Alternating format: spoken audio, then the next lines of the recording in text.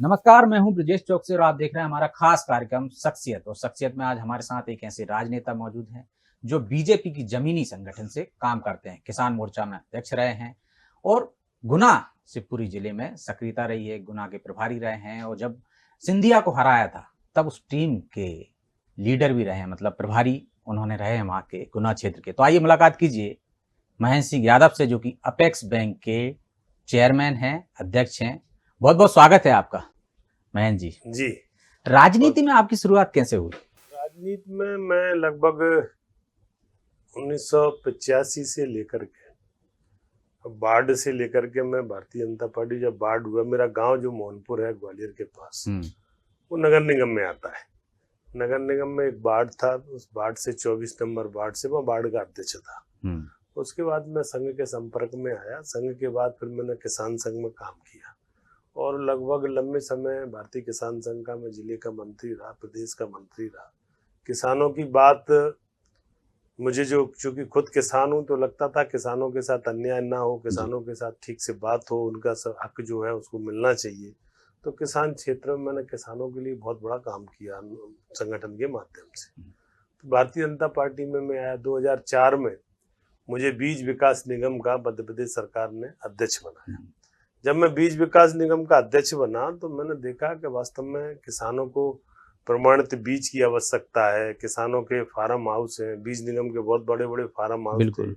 किसानों को समय पे बीज उपलब्ध हो जाए, उसके लिए जो मैंने दौरा किया, संघर्ष किया, देखा कि किसानों को जो उन्नत किस्म के बीज पैदा कर सकते हैं।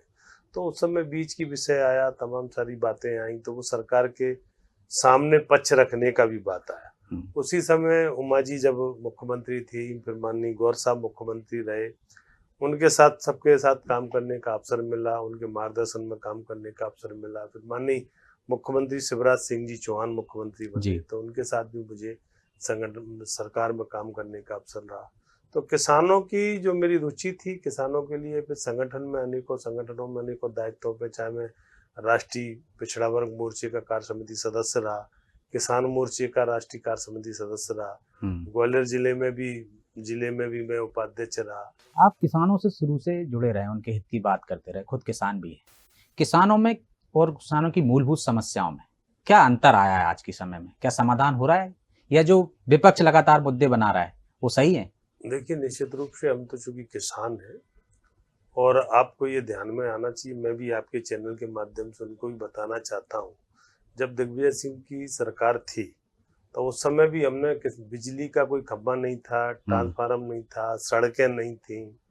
कहीं भी अगर आप देखें उठा करके तो सारी स्थिति बहुत खराब थी। किसान का मंडी में अनाज किस प्रकार से बिकता था, क्या होता था, ये हम सबको मालूम है। अब आज मैं अगर कोऑपरेटिव क्षेत्र में इसका जो प्रशासक हूँ, तो मैं कोऑपरेटिव की घटना आपको बताता हूँ। पहले आरबीआई के एक्ट में जो प्रावधान था, उस प्रावधान को पहले जो है किसान खाद बीज के लिए पैसा लेता था। वो खाद बीज के लिए पैसा लेता था तो वो उस समय 18% ब्याज लगता था इसी कोऑपरेटिव, और 18% ब्याज के अलावा भी पेनल्टी भी लगती थी। तो कई किसानों की जो फसलें अगर ईश्वर न करे कि उनके ओला पड़ जाए, फसल नष्ट हो जाए, तो उस समय फसल बीमा का भी कोई प्रावधान नहीं था, ना कोई किसान को सम्मान निधि का व्यवस्था थी। तो ये सारे ऐसे किसान थे जो बेचारे, जिनकी फसल अगर नष्ट हो जाती थी तो वो उस पैसे को जमा नहीं कर पाते थे जो उन्होंने खाद बीज के लिए 10,000, 5,000, 20,000 लिया। तो उस समय की सरकार है, किसान के घर जो मान सम्मान जिसका, चाहे वो पटेल होता था, चाहे सरपंच होता था, तो उसके घर से, गांव से ट्रैक्टर, ट्रॉली, बकरियां, बैलगाड़ी, ये एसडीएम और कलेक्टर के माध्यम से खींच ली जाती थी, ढंढोरा पिटवाते थे। उसका कितना अपमान होता था। तो वो सब उस समय जब विषय आया तो माननीय शिवराज सिंह जी मुख्यमंत्री थे, तो हमने ये विषय रखा। हमने कहा साहब, धरती पुत्र किसानों की हम बात करते हैं, तो हमने एक विषय ये भी रखा था। हमने कहा कि महिला दिवस बनता है, शिक्षक दिवस बनता है, मजदूर दिवस बनता है, लेकिन धरती पुत्र किसान इस देश में सबसे ज्यादा संख्या उसकी है कि 75% गांव है, गांव का भारत है, और उसका दिन नहीं मनता। तो उन्होंने उस बात को भगवान बलराम जो किसानों के आराध्य देव थे, जिनके एक हाथ में हल था, एक हाथ में मूसल था, ऐसे भगवान बलराम की जयंती पे किसान दिवस घोषित करना चाहिए। तो माननीय उस समय के मुख्यमंत्री शिवराज सिंह जी ने वो किसान दिवस भी घोषित किया और उन्होंने कोऑपरेटिव के क्षेत्र में जो ब्याज लगता था उसको उन्होंने 18% से 14% किया, 14 से 7 किया और 7 के बाद 0 पे ला करके आज हम 0 पे 3 लाख रुपया किसानों को ऋण के रूप में फसल खाद बीज के लिए उपलब्ध कराते हैं। हाल ही में ये आरोप लगाया है विपक्ष ने, कांग्रेस ने, कि आपने खरीदी देरी से की है इसलिए बहुत सारे किसान डिफाल्टर हो गए, तो उनकी भरपाई कैसे होगी? नहीं, क्यों तारीख नहीं बढ़ाई गई उसकी आगे? कांग्रेस पे तो कोई मुद्दा ही नहीं है आरोप लगाने के। वो हम तो ये कहना चाहते हैं कि अभी तक का जो वो बैठ करके हिसाब किताब ले लें कि आपने क्या किया, हमने क्या किया। आज जो किसानों के लिए किसान की सम्मान निधि की बात करें, आज किसान की सम्मान निधि उसके सीधे खाते में जाती है जी। उनके देश के प्रधानमंत्री कहते थे कि हम 1 रुपया भेजते हैं 15 पैसा पहुंचता है। अगर देश के यशस्वी प्रधानमंत्री नरेंद्र मोदी जी ने जब आह्वान किया 2014 में प्रधानमंत्री में जन धन खाता खोला जाएगा और जन धन खाते की बात की, तो ये यही कांग्रेस के विपक्ष के लोग चिल्लाने लगे कि प्रधानमंत्री होकर के जन धन खाते की बात कर रहे हैं। आज अगर भ्रष्टाचार का लीकेज बंद करने का काम अगर किसी ने किया है तो देश के प्रधानमंत्री नरेंद्र मोदी जी ने किया है। वो सबके जन धन खाते के माध्यम से, आप कल्पना कीजिए, मैं तो गांव का व्यक्ति हूँ, गांव में मेरा खाता हो सकता है लेकिन हमारे गांव में महिलाओं का किसी का भी खाता खुलाया ही नहीं जाता था। और जो बैंक में उस समय जाते थे खाता खोलने के लिए गरीब लोग, मैंने वो भी समय देखा है, तो 1000 रुपया तो जमा करना पड़ता था।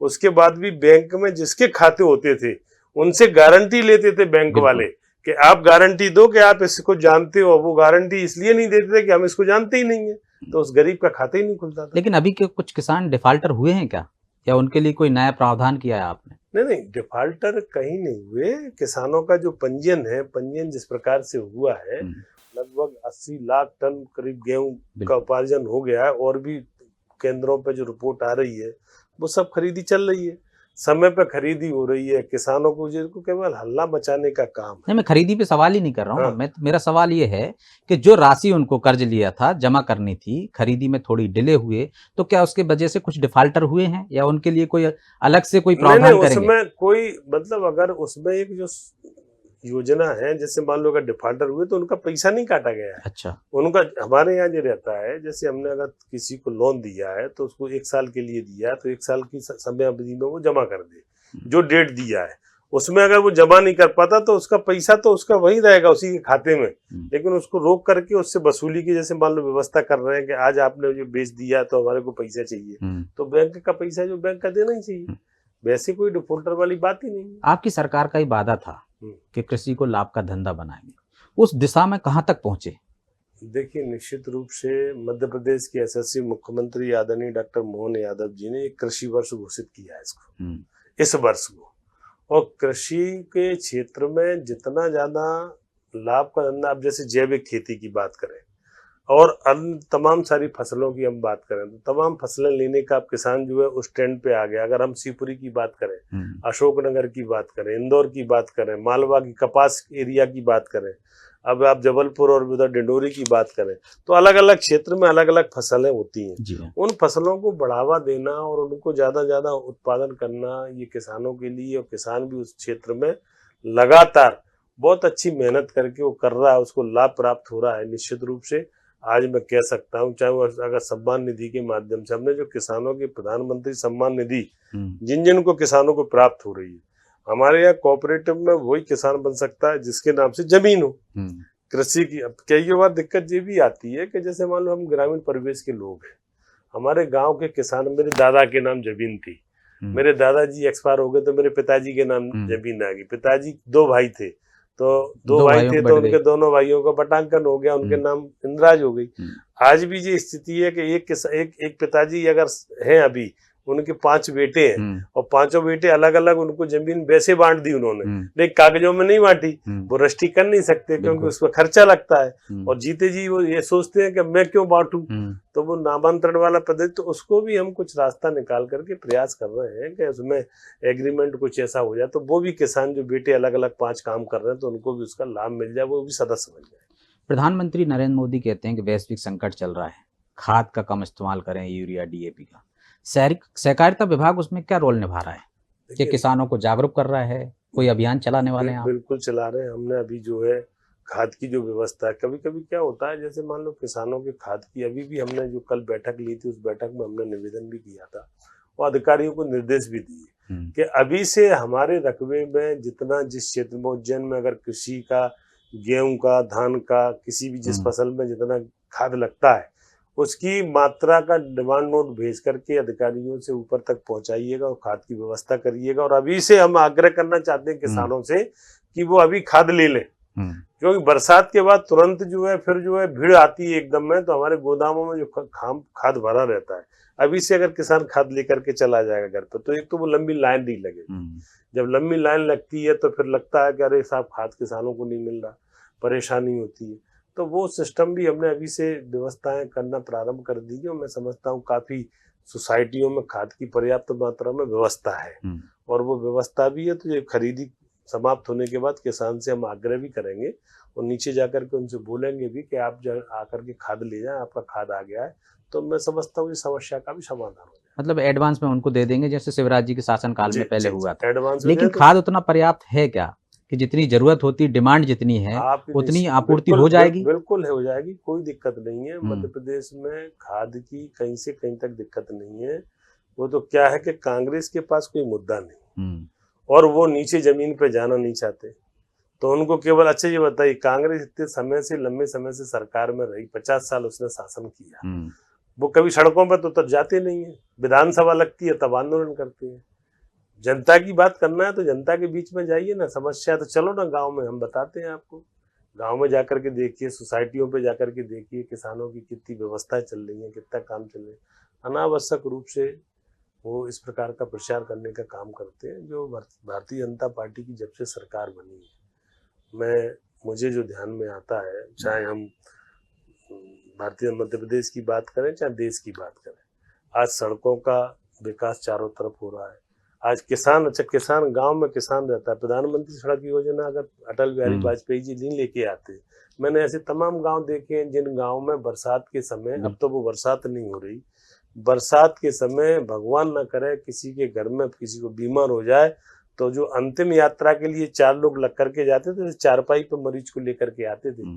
वो समय भी देखा है हमने। सोपुर हो चाहे शिवपुरी हो चाहे इधर बड़े बड़े, आज सीधे कनेक्टिविटी हो गई। आज अगर किसान है, किसान को समय पे फसल बेचना है, अगर समय पे फसल बेचना है तो उसकी रोड की व्यवस्था है, आने की व्यवस्था नहीं तो खेत में ही फसल सड़ जाती थी। ये कांग्रेस को नहीं दिख रहा। जब इतना बड़ा लंबे समय कांग्रेस ने 50 साल राज्य करने के बाद जब भारतीय जनता पार्टी का शासनकाल आया, तो निश्चित रूप से वो ठीक हो रहा है। किसान खुशहाल है, किसान के लिए हर संभव प्रयास किया जा रहा है। मध्य प्रदेश के मुख्यमंत्री अभी जैसे जमीन अधिग्रहण की बात करें, किसान की पहले जमीन अधिग्रहण किया जाता था, उसमें चाहे वो स्कूल बनाना हो, सरकारी कोई बात करनी हो, अब कलेक्टर जो गाइडलाइन है वहां की, उस गाइडलाइन से उसको पैसा मिलता था और वहां की गाइडलाइन अब 4 गुना वो गाइडलाइन को बढ़ा करके दे रहे हैं। तो ये किसान का भला नहीं है? उसको फायदा होगी कि भाई ठीक है, आज हमारी जमीन है। निश्चित रूप से किसी भी शहर में अगर किसी भी डेवलपमेंट के लिए जगह ली जाती है, सरकारी गाइडलाइन अगर 1000 रुपये बीघा की है या 1000 रुपये एकड़ की है, और लेकिन विपक्ष इसमें भी आरोप लगाता है कि आपने उस गाइडलाइन का, जिसका 4 गुना करने का पालन करने में बहुत समय लगा दिया। कानून अरे तो हमने तो पालन कर ही दिया, आपने क्यों नहीं किया? आप भी तो 50 साल राज्य किया ना आपने क्यों नहीं किया? आज अगर वो जो कहते हैं कि साहब ये लोन ले रहे हैं, कर्ज ले रहे हैं, विकास के लिए ये कर रहे हैं, आपको किसने रोका था? आप भी तो ले सकते थे। विकास करना चाहिए ना जनता का। आज सब जगह क्षेत्र में पूरे में विकास हो रहा है, मध्य प्रदेश में विकास हो रहा है, तो आज लोग कह सकते हैं जो आज मूलभूत जो सुविधा है, जो आवश्यकताएं हैं किसानों की, दूध के क्षेत्र में किसानों को, अब अगर बात करें पुराने संस्कारों की, हमारे मुख्यमंत्री शिवराज सिंह जी ने कहा कि गोवर्धन की पूजा होना चाहिए। अब जब गोवर्धन की पूजा, अब आज जो है संस्कारों की जो कमी मुझे जो समझ में आती है, अब उसको अगर वो लौटा के लेके आए हैं। गोवर्धन की पूजा पिछले साल उन्होंने गोरस से प्रारंभ की। अब गोरस से जब गोवर्धन की पूजा मध्य प्रदेश के मुख्यमंत्री जी कर रहे हैं, तो किसानों को वो दिन याद आ गए कि गोवर्धन की जब पूजा होती थी तो गांव में पूरा परिवार सामूहिक रूप से खड़ा रहता था। तो सरकार का काम विकास करना है या पूजा पाठ करना है? नहीं, सरकार का काम विकास करना, विकास अलग बात है, लेकिन समाज को जोड़ करके रखना, समाज में भाईचारा बना रहे, कुटुंब परिवार की हम बात करते हैं, अगर वैमनस्यता फैलेगी, आपस में एक दूसरे से बातचीत ही नहीं करेंगे, तो यही तो हमारी संस्कृति है। जिस संस्कृति के माध्यम से हम सब होली हम क्यों मनाते हैं? मतलब विकास के साथ साथ सांस्कृतिक पुनर्जागरण कर रहे हैं। ये भी जागरूक करने की एक आरोप लगता है, जब आप विपक्ष में थे तब सुभाष यादव अध्यक्ष थे, तो आप लोग आरोप लगाते थे कि सहकारिता विभाग का राजनीतिक इस्तेमाल होता है। क्या आपको लगता है कि आज भी राजनीतिक इस्तेमाल हो रहा है, पावर सेंटर बनाने की कोशिश की जा रही है? नहीं, ऐसा नहीं है। मुझे तो नहीं लगता कि इस प्रकार का हम लोगों ने कोई आरोप लगाया हो। जो अच्छा काम करने, अगर सुभाष जी ने जो अच्छा काम किया सहकारिता में, उन्होंने काम किया, तो उसकी भी हम तारीफ करते हैं। माननीय कांग्रेस के एक प्रधानमंत्री थे लाल बहादुर शास्त्री जी, जिन्होंने एक नारा दिया था, जय जवान जय किसान का, हम उनका भी सम्मान करते हैं। अटल जी ने उस नारे को बढ़ाया, जय विज्ञान दिया। तो ये जो अच्छा काम करने वाला व्यक्ति हो, चाहे प्रदेश का जो दल किसी भी दल का हो, लेकिन उसका तो सम्मान होना चाहिए। और जो कोऑपरेटिव क्षेत्र में जितना उन्होंने किया, मैं समझता हूँ सराहनीय है उसको, और हम आगे बढ़ाने का प्रयास करेंगे। और जितने भी किसान है, उसमें किसान की कोई जाति नहीं होती जी। और किसी राजनीतिक क्षेत्र से, सारे राजनीतिक क्षेत्र के लोग किसान है, चाहे वो कांग्रेस का हो, चाहे कम्युनिस्ट का हो, चाहे बीजेपी हो। जिसके नाम से जमीन होगी, उसको जो पात्र होगा उसको हम सदस्य बनाएंगे, उसको हम जो सुविधा होंगी वो सुविधा देने का प्रयास करेंगे। तो राजनीतिक ताकत बढ़ाने का माध्यम नहीं है सहकारिता? राजनीतिक ताकत, किसानों का सम्मान बढ़ना चाहिए। राजनीतिक ताकत तो तब भी बढ़ेगी ना। तो ताकत तो वो तो जो हम तो राजनीतिक दल अपने अपनी दुकान मान करके चलिएगा। हम अपना सामान बेच रहे हैं, कांग्रेस अपना सामान बेच रही है। जनता जिसका पसंद करेगी वही तो खरीदेगी। इसमें ताकत का क्या? अगर अच्छा काम हम करेंगे तो जनता हमारे साथ खड़ी रहेगी। अगर हमारा अच्छा काम नहीं होगा तो जनता तो सब जानती है। इसमें ताकत वाला विषय कहाँ है? तो किसान आज बीजेपी के साथ है? नहीं, मैं तो ये कह रहा हूँ किसान बीजेपी के साथ है, प्रदेश के लोग सब बीजेपी के साथ हैं, जिनको लग रहा है कि ये भारतीय जनता पार्टी है। आज इतने समय हो गया, सरकारें हमारी सारे प्रदेशों में बन रही हैं। गरीब कल्याण की बात करें, आज कोई ऐसा घर है जिस घर में देश के यशस्वी प्रधानमंत्री जी या मान लीजिए मध्य प्रदेश के मुख्यमंत्री जी की योजना का लाभ किसी को नहीं मिल रहा हो? क्यों नहीं मिलना चाहिए? आज जो बेचारा गरीब आदमी, कभी जिसकी रेंज में ही मामला नहीं था, वो अगर 1 लाख रुपए के लिए हॉस्पिटल के लिए उसको पैसा नहीं होता था, तो आज आयुष्मान कार्ड के माध्यम से उसकी समस्या हो रही है। कभी किसी बहन ने कल्पना ही नहीं की थी कि मेरे घर में भी गैस की रोटी से मेरे बच्चों को रोटियां मिलना चाहिए।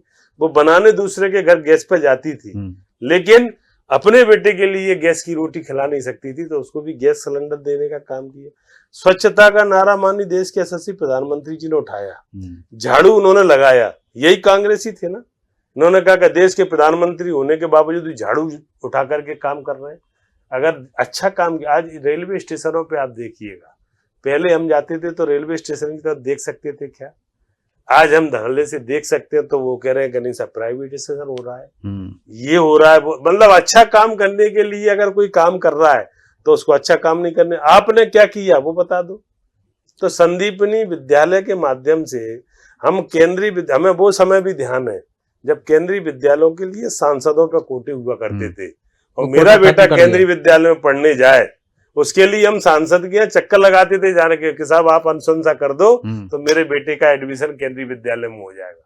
अगर ये देश के प्रधानमंत्री जी ने अगर वो कहा कि नहीं साहब सबको सामान्य करने की कोशिश कर रहे हैं, तो ये अच्छा काम है। अब तो कोटा ही खत्म कर दिया, कोटा खत्म कर दिया ना। अब जो संदीपनी विद्यालय, सेंट्रल स्कूल जैसे ही विद्यालय, ऐसी विद्यालय गाँव में, ग्रामीण क्षेत्र में भी मध्य प्रदेश मुख्यमंत्री जो विद्यालय चल रहे हैं उनके माध्यम से अगर शिक्षा प्राप्त होगी तो ये खराब काम है क्या? कांग्रेस को इसी में दर्द हो रहा है। तो कांग्रेस ने कुछ किया नहीं, वो केवल चिल्लाने के अलावा, हल्ला मचाने के अलावा और कुछ करती नहीं है। हम भारतीय जनता पार्टी सरकारों, जब सरकारें आई हैं तो वो गरीब कल्याण की जितनी भी योजना लेकर के काम कर रही है। इस आधार पे हम कह सकते हैं कि जनता भी हमारे साथ है, किसान भी हमारे साथ है, और अगर अच्छा हो सकता है उसको हम करने का प्रयास। किसानों के लिए आपने बहुत सारी योजनाएं लेकर आए और वो तो आपने गिनाई भी है। फिर क्या वजह थी कि 2018 में इसी किसान ने कांग्रेस को वोट दिया और आपको सत्ता से बेदखल कर दिया? देखिए, वोट प्रतिशत अगर देखें तो भारतीय जनता पार्टी को वोट प्रतिशत उस समय भी अधिक मिला था, लेकिन ये राजनीतिक अंक गणित का खेल है। कई अंकों में थोड़ा बहुत जो है टिकट वितरण या जो परिस्थितियां रही उस समय जो बन गई, तो उसके कारण हमको नुकसान हुआ। किसानों का रोल नहीं था कर्ज माफी? नहीं, कर्ज माफी वाला वो जितना था तो कितना था भाई। अगर मान लीजिए वोट प्रतिशत तो हमारा भी तो ज्यादा था ना उस समय, लेकिन कहीं कहीं सीटों का गणित बिगड़ जाता है राजनीतिक क्षेत्र में, उसको हम स्वीकार करते हैं। जो अगर गलतियां हुई होंगी उसको स्वीकारने में हमें कोई दिक्कत नहीं, लेकिन आज हम अच्छा करने का प्रयास करेंगे। कमलनाथ सरकार ने किसानों का कर्ज माफी किया, तब ये आरोप लगे कि उन्होंने सहकारिता विभाग की जो बैंकें हैं, सहकारी बैंकें, उन्हें कंगाल कर दिया। वो लाभ में हैं आज या नहीं इनकी स्थितियां देखिए, सुधर अब रही ये हैं? तो उन्होंने क्या किया, उनकी बात उनसे जाती है। मेरे को, हमको कितना अच्छा करना है, हमको तो बड़ी लाइन खींचने की आदत है। हम तो बड़ी लाइन खींचेंगे, अच्छा करने की कोशिश करेंगे। अभी मैं निरीक्षण कर रहा हूँ, देख रहा हूँ, बैंकों से भी बात की है, अधिकारियों से भी बात की है। अब कल मैं उज्जैन में गया था, तो उज्जैन की बैंकों की स्थिति बहुत अच्छी है। इंदौर मालवा क्षेत्र में जितने भी बैंक है हमारी, बहुत अच्छी स्थिति है। चंबल संभाग में थोड़ा सा दिक्कत है वहाँ। अब जैसे मान लो बैंकों में क्या है कि नागरिक सहकारी बैंक में भी जो ग्राहक है, जो खाता खोलते हैं, हमारे यहाँ लॉकरों में सुविधाएं बहुत अच्छी है, लेकिन उसका प्रचार प्रसार नहीं है।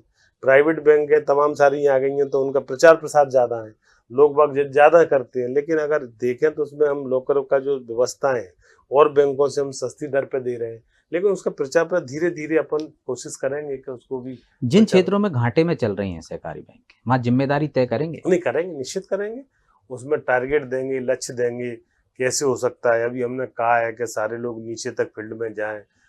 सदस्यता का भी विषय चल रहा है किसानों को। जो किसान हमारे सदस्य नहीं बन पाए हैं कई बार, उनको भी बना के, तो हमने 30 जून तक उसका समय निर्धारित कर दिया है। तो सारे किसान सदस्य बने जो पात्र हैं, जिनके नाम जमीन है। और जो बैंक हैं, जिन बैंकों में खाते नहीं खुलती है, अच्छी बैंक है, कैसी भी व्यवस्था करके उनसे आग्रह करें। ये भी व्यवसाय है, तो एक तरह से किसानों का, किसान जो परिवार है, उन्हीं के अगर खाते सीधे सीधे सहकारिता बैंक में आ जाए, तो वो जब लेन देन शुरू होगा तो उस बैंकों का घाटा भी पूरा हो जाए। सहकारिता चुनाव में देरी की वजह राजनीति है या और कुछ? नहीं, राजनीति तो नहीं है, लेकिन इसका कुछ सिस्टम है, वो सिस्टम बनाने के समय से नहीं चल पाया। लेकिन अब प्रयास करेंगे। सदस्यता का भी विषय रहता है, तमाम सारी बातें रहती है सहकारिता में। कभी बोनी आ जाती है, कभी खरीदी आ जाता है। तो ये सारे समय के हिसाब से, जैसे मान लीजिए अभी अमला हमारा लगा हुआ है, पूरे प्रदेश में अभी खरीदी का काम चल रहा है सारे। तो खरीदी केंद्रों पर भी तो सदस्यता अभियान चला सकते हैं?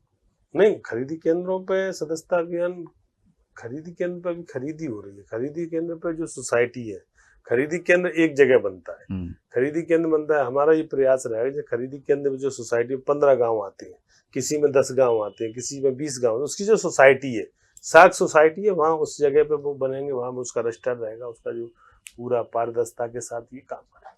तो महेंद्र सिंह जी ने सहकारिता विभाग को किस मुकाम पर पहुंचाने का लक्ष्य रखा है? देखिए, मेरा तो ये प्रयास है कि आप सबके सहयोग से, सहकारिता में जितने भी कर्मचारियों के सहयोग से, किसानों के सहयोग से, हम, ये हमारी संस्था है, इस संस्था में जब हमको जिम्मेवारी दी है माननीय मुख्यमंत्री जी ने, प्रदेश अध्यक्ष जी ने, तो मैं चाहूँगा कि जो इसका उद्देश्य है, बहुउद्देश्य जो किसानों के लिए है, तो अंतिम किसान जो है कोई भी इससे वंचित ना रहे, उस किसान तक ये पहुँचाने का काम करूँगा। नीचे से नीचे तक जाने का प्रयास करूँगा कि सारे लोग इससे जुड़े, और इस सहकारिता को लोगों को लगना चाहिए कि ये हमारी बैंक है। ये सहकारिता के माध्यम से किसानों की, इसमें जितना आप सबके सहयोग से प्रयास करूंगा, जितना सफल हो जाऊं, उसके लिए प्रयास निरंतर करता रहूं। अभी आपको किसानों की सबसे बड़ी समस्या क्या लगती है? अभी तो क्या है, जैसे खरीदी टाइप पे हो रही है, खरीदी मैंने कहा ना, खाद आने वाले समय में खाद की दिक्कत आई, तो खाद का अभी से हमने जो प्लान किया है, हम किसानों से भी आग्रह करेंगे। क्या होता है, किसान, मैं भी किसान हूँ, मुझे भी लगता है कि यार अभी से 2 महीने से खाद क्यों रखूँ, 1 महीने से क्यों रखूँ घर में, उसी समय खरीद लेंगे। तो उस समय जब जाएंगे तो भीड़ लगती है, तो आदमी पर टाइम नहीं रहता, तो फिर वो अप्रोच आती है कि इनको जल्दी दे दो, उनको जल्दी दे दो, तो वो थोड़ा सिस्टम ना बिगड़े। तो इसलिए पहले से ही अपन व्यवस्था करके, खाद की दिक्कत समय पर उसको खाद मिल जाए, पानी की व्यवस्था हो जाए, बिजली की व्यवस्था हो जाए, ये सारी व्यवस्था किसानों को जो 2-3 चीज़ों की आवश्यकता है, उस अवस्था को सरकार भी पूरी ईमानदारी से काम कर रही है। तो निश्चित रूप से मैं समझता हूँ कि किसान को अब इस प्रकार की, और माननीय मुख्यमंत्री जी ने तो इस वर्ष को किसान दिवस घोषित किया है, तो किसान दिवस में किसानों को जितनी योजनाएं हैं, उन सबका लाभ समय पे मिल जाए, ये हमारा प्रयास। तो किसान दिवस जो मना रहे हैं, पूरा साल ही मना रहे हैं किसान वर्ष, तो किसान वर्ष में है सहकारिता विभाग क्या नवाचार करने वाला है? हम जो चाहते हैं कि जो फैक्स है, हमारी सोसाइटी है, जैसे बैंक के कोई अलावा फैक्स रहते हैं, 4-4.5 फैक्स है, नई सोसाइटी और बन सकती हैं क्या, तो हम वो नई सोसाइटियां और बनाएंगे। ज्यादातर नीचे तक हम पहुंचेंगे कि हर किसान इससे जुड़े, और जो जुड़ेगा तो उसको लाभ होगा। तो किसान हमारे यहाँ सहकारिता में जो किसान, तो कोई लक्ष्य रखा है कितने किसानों को जोड़ना है 1 करोड़ 50 लाख 20 अभी लाख हमने 10 लाख का रखा है कि 10 लाख किसान और नए जुड़ जाए इसमें, फिर आगे हर साल जो है उसका रोटेशन करेंगे। सहकारिता विभाग की आप समीक्षा कर रहे हैं, बैठकें कर रहे हैं, आप इसको समझने की कोशिश कर रहे हैं, तो क्या कमियां अभी तक देखी हैं आपने? नहीं, अभी तो निश्चित रूप से कमियां तो कोई नहीं, अभी तो धीरे धीरे देख रहे हैं, समझ रहे हैं। उनकी कार्य प्रणाली, बैंकों की कार्य प्रणाली अलग है, सोसाइटियों की कार्य प्रणाली सोसाइटी स्तर पे है, तो ये सबका तालमेल बना है। अब जैसे मैंने कहा ना कि खरीदी केंद्र, हम खरीदी केंद्र स्थापित करते हैं, उसमें फूड इंस्पेक्टर भी रहता है, उसमें नागरिक आपूर्ति निगम भी रहता है, उसमें मार्केट भी रहता है। कई बार राशन मतलब बारदाना कहीं से आता है, उसका जो है प्रमाणीकरण कहीं से होता है, हमारा ये काम है। लेकिन वो क्या है, जनता को ये लगता है कि ये पूरा सहकार विभाग मतलब सोसाइटी कर रही है। अगर मान लीजिए बोरियों की कमी पड़े, तो ये हमारे यहाँ जिला कलेक्टर इसके प्रशासक हैं, उनका आपस में समन्वय बना रहे हैं, विभागों का समन्वय बना रहे हैं, तो ये भी मैं प्रयास कर रहा हूँ। तो क्या अभी समन्वय की कमी से ये दिक्कतें आई हैं? नहीं, अभी तो नहीं आई। अभी जो आगे कहीं ना कहीं किसी जगह किसी सोसाइटी पे अगर होता है, ऐसा कहीं लाता है, तो मैंने ये प्रयास कर रहा हूँ, मैं सभी अधिकारियों से भी बात कर रहा हूँ और विभाग के और भी लोगों से बात करके कि समन्वय बना करके, चूंकि हमारा उद्देश्य किसानों का भला करना है और सारी संस्थाओं को मिलकर के काम करना है, तो सबको सब मिलकर के काम करना है, तो निश्चित रूप से अच्छा काम करेंगे तो किसानों का फायदा होगा, सरकार का मैसेज जाएगा कि नहीं ये सरकार अच्छा काम। किसानों को कोई संदेश देना चाहेंगे? किसानों से मैं यही आपके चैनल के माध्यम से कहना चाहता हूँ कि सहकारिता के सदस्य बने, और हमने एक काम इस बार और किया है कि सहकारिता के साथ साथ हमारी जो सोसाइटियां हैं, सोसाइटियों का जो आवास व्यवस्थाएं हैं, उन पर हमने वृक्षारोपण का भी देश के यशस्वी प्रधानमंत्री नरेंद्र मोदी जी ने आह्वान किया था, एक पेड़ माँ के नाम। तो अभी तक ये सहकारिता का काम जो हमारी सोसाइटियों का काम है, हमारे सेक्रेटरी भी है, प्रबंधक भी है, जगह भी है, लेकिन वो केवल खाद बांटना, बीज बांटना, राशन की दुकान पर राशन बांटना, लेकिन रचनात्मक काम भी करना चाहिए। तो हमने ये निर्देश किए है कि 1 लाख पौधे हम जो है अब किसी इस साल जो है वृक्षारोपण करेंगे। माननीय देश के यशस्वी प्रधानमंत्री जी ने ये जो आह्वान किया है कि एक पेड़ माँ के नाम, तो सोसाइटी पे उन जो 10 किसानों का हम सम्मान करेंगे, जो किसान जिन्होंने निरंतर उसके खाते के मतलब ओवरड्यू नहीं होते, समय पे वो करते हैं, समय पे पैसा देते हैं, समय पे खाद भी, उन लोगों से 10 लोगों के नाम से, उनके पिताजी पुरखों के नाम से ऐसी अभियान चला करके ये भी जागरूकता है गांव में किसानों के लिए। ये भी महेंद्र सिंह जी का राजनीति में अगला लक्ष्य क्या है? राजनीति में अगला लक्ष्य तो पार्टी ने जो दायित्व दिया है उस दायित्व को पूरा करना है। बाकी तो ईश्वर ऊपर बैठा है, जो होगा, जो दायित्व मिलेगा उसको तय करेंगे। बहुत बहुत धन्यवाद हमसे चर्चा के लिए। तो ये थे महेंद्र सिंह यादव, उन्होंने कृषि पर, किसानों पर और सहकारिता विभाग पर विस्तार से चर्चा की, कमियां भी गिनाई और दुरुस्त करने पर भी जोर दिया, लक्ष्य भी तय किए हैं और आगे उन लक्ष्यों की पूर्ति कैसे करेंगे वो भी बताया। अगली बार ऐसे ही किसी शख्सियत से फिर आपको रूबरू कराएंगे। तब तक के लिए मुझे दीजिए इजाजत और आप देखते रहिए अनादि टीवी। नमस्कार।